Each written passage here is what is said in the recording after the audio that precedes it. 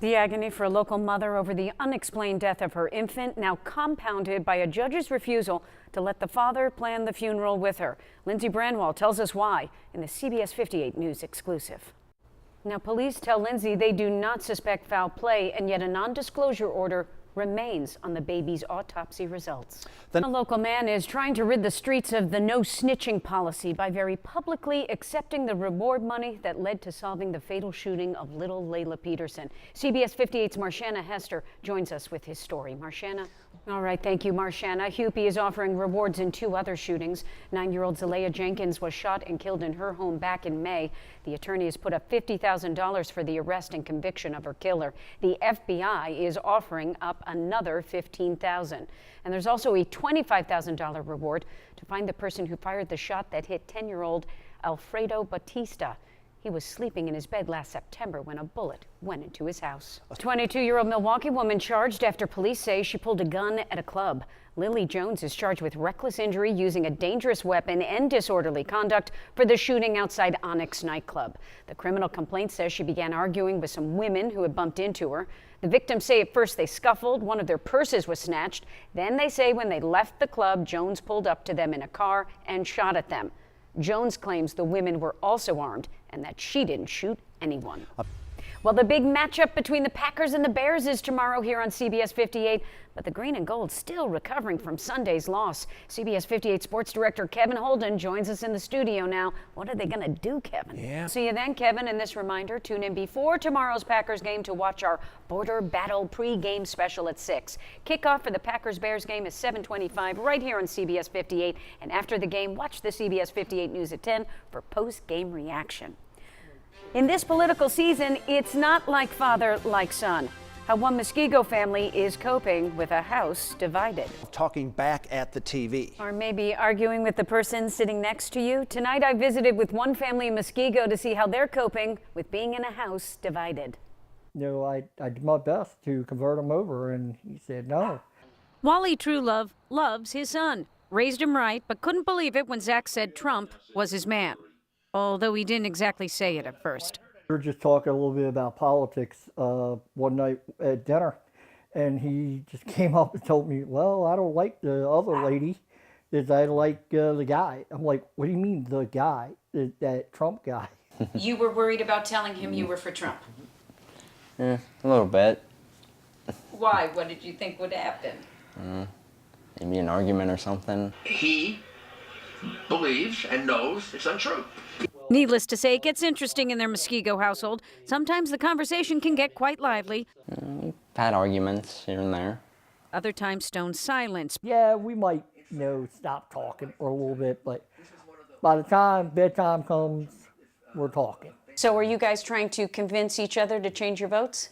Oh, I tried to convert him. I tried to convert him. Mama set ground rules. Nobody goes to bed angry. And when the election is all over, what are you guys going to talk about at dinner? Football or something. Kidding aside, this is Zach's first time voting, so Dad is proud either way, just as long as he exercises his right to vote. A long-serving former Milwaukee alderman has died. The medical examiner's office says Paul Henningsen died of natural causes in his home yesterday.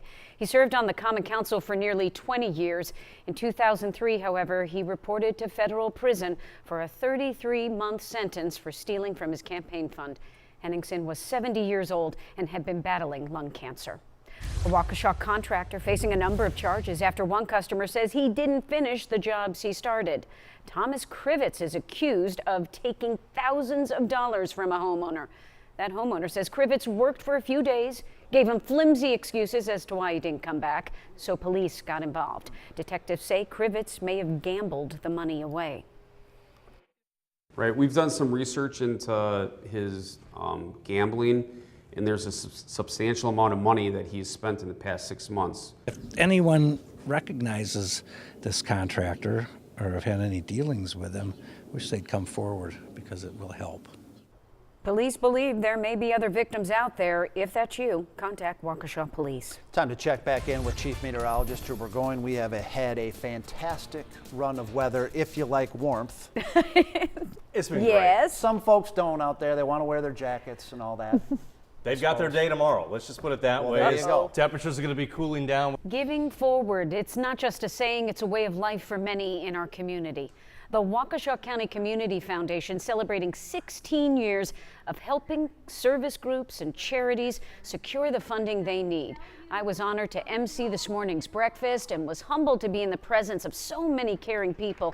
This year alone, some $126,000 raised for 24 local groups, and local high schoolers helped entertain the crowd. I've got more on the event and the program and the foundation on our website at cbs58.com. A restaurant and bar is celebrating 50 years of espionage, mystery, and intrigue. Milwaukee Safe House is hosting a special 50th anniversary party tonight. There was a dance party, throwback menu items including spicial drinks. Oh, get it? Sure, Spicial. I see what you did there. Safe House employees say one of the reasons it's lasted half a century is because it's not your typical bar. Everyone wants to immerse themselves into something and into the world of make-believe, and we've been able to do that for the last 50 years. Everything stays within the genre, really allowing you to immerse yourself into the world of espionage. The bar and restaurant recently went through renovations, including the new Interpol bar and a world orientation map where you can spy on other parts of the world. The party goes until midnight, and of course, you'll need the password to enter. Hey, what's your favorite Halloween candy? The winner across the country is candy corn. What? The sweet treat topped the polls in 5 states. Believe me.